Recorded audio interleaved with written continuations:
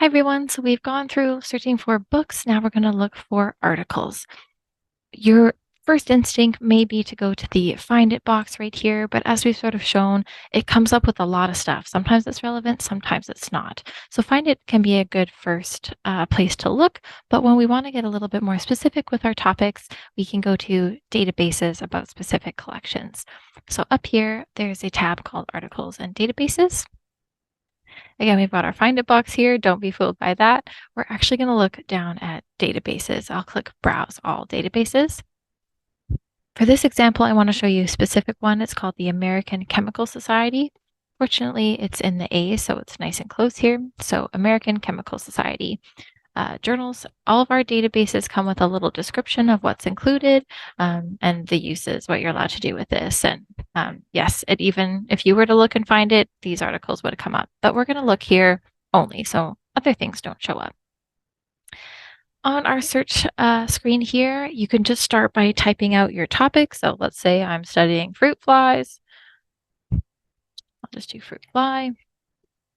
I'm looking at sort of all the content they've got. My search topic fruit fly is coming up here in the title. It's probably coming up in other places as well. And there's, 2699, 2,699 results, which is a lot, but you'll see this one's from 2010. 2017, there's sort of stuff all over the place. So on the left-hand side, in a lot of databases, you have some features. In this case, it says narrow results.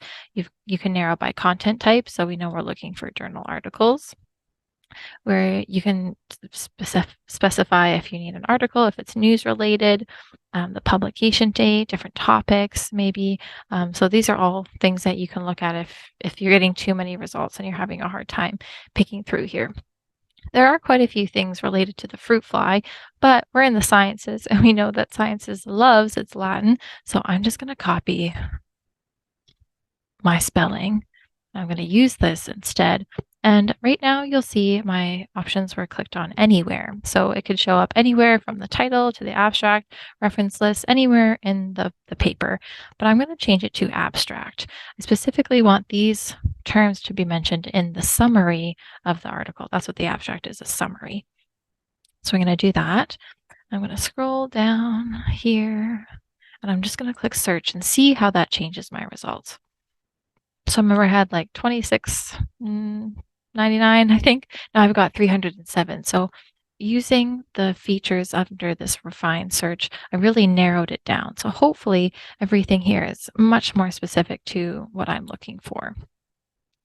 Again, I didn't change anything with my dates, but you could. So I could click on, I only want things in the past year, for example. There's about 19 things there. And so now from this point, I can start sort of scrolling through, looking at these titles and seeing if there's something that comes up that I'm sort of interested in. So maybe I'm interested in the role of DNA and their transcription factors. So I've got the title here I can look at. Oh, thank you for letting me know that. I can see it's in chemical biology from 2024. I got my volume issue, all the things I'd need for my citation. We've got our title here, so that's helpful, who the authors are, and here's my abstract, right?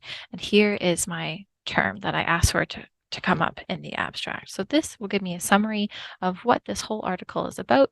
And if I decide to, then I can go forth and read it. And remember, I would be looking for the aspects of a scientific article we reviewed earlier. So an introduction, the materials and methods. Ooh, lots of materials, lots of methodology. We have a results section, which is probably going to be heavy with graphs, have the raw data, which is great. That's what we're looking for. Then we have a discussion section, perfect, just like we talked about earlier. And then we've got our author information, great, and a big reference list at the bottom. So this definitely would be a scholarly scientific article if it's something I wanted to use.